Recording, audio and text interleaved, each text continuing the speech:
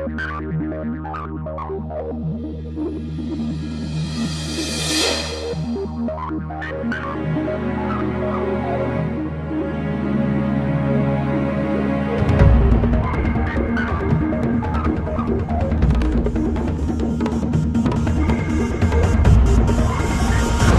politique, c'est l'art de gouverner quand même la société. Si on parle des faits sociaux, puisque là je parle de l'immigration, de la colonisation, des replis identitaires, du refus de la reconnaissance de l'histoire de l'Afrique, de certains passages les plus douloureux, des dictatures africaines qui sont là, des rapports entre les races. Donc forcément, il y a une position politique à l'intérieur, on peut y lire l'engagement, mais je préfère toujours dire que c'est d'abord un roman. Moi, je prends toujours plaisir à écrire un roman parce que j'invente un univers. Donc, or, en inventant un univers, on critique forcément la société.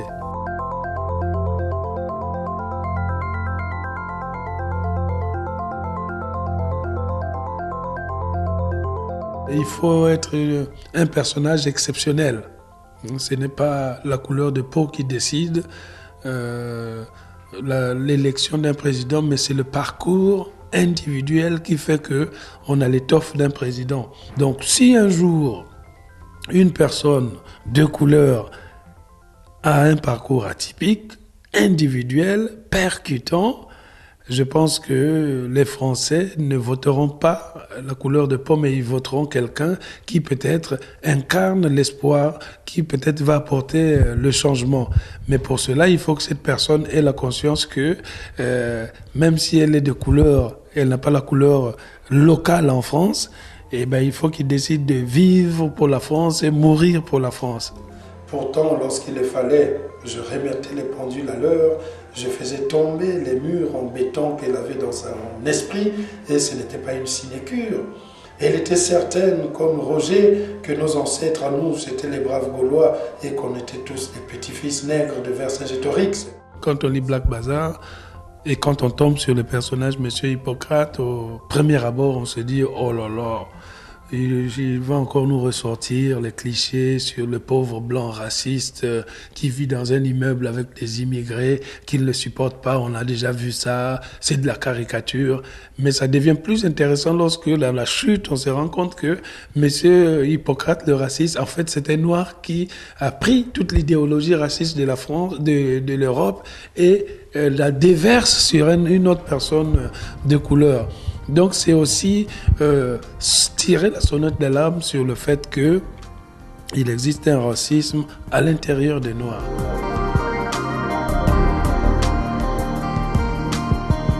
C'est en quelque sorte les angoisses quotidiennes que je voulais traiter à travers ce personnage qui, je trouvais l'un des plus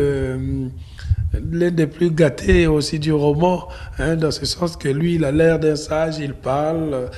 Quand quelqu'un veut parler, il arrête, écoute mon frère, laisse-moi, hop, il se lance dans sa diatribe. Il n'écoute pas, mais il fait que parler. Il prône l'unité de l'Afrique selon la volonté du guide Mohamed Kadhafi, et il refuse le fait que les Arabes aient perpétué l'esclavage en Afrique. Hein. Et il dit parce que quand même nous sommes des frères, un frère ne met pas un autre en esclavage, ce qui est faux. Je tourne en dérision même cela, l'unité africaine est une utopie, l'esclavage des Arabes sur les Noirs ça a existé mais on ne veut pas en parler.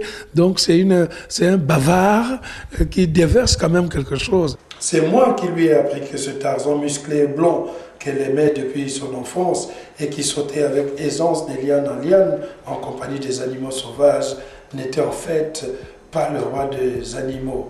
De temps en temps, j'écoute du rap, mais vous savez, c'est tellement varié à gauche et à droite. Je pense que les musiciens à texte restent, tandis que les rappeurs militants disparaissent parce qu'à un moment donné, il faut passer de l'engueulade à l'art. Et ça, ce n'est pas toujours évident.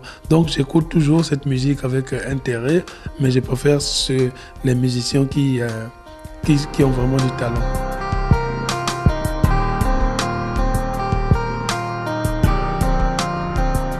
Georges Brassens est sans doute l'un des chanteurs rares dont j'ai toute la discographie, y compris les enregistrements ratés de ses débuts, où on entend dire putain, j'ai raté l'accord. Donc il y a cela, et puis le fait que c'est le premier musicien français que j'ai écouté quand j'étais petit, puisque mon père avait un magnétophone avec une seule cassette, et tous les jours on écoutait la chanson auprès de mon arbre, je vivais heureux, j'aurais jamais dû le quitter. Donc du coup, cette voix grave est restée en moi, et puis par la suite, je m'y suis intéressé. Je trouve ces textes riches, denses, cocasses. Je pense que si Georges Brassens est resté d'actualité aujourd'hui, c'est parce qu'il avait compris que l'arme de l'ironie et de la dérision, cette arme est plus forte que tous les leçons d'instruction civique ou le discours des militants.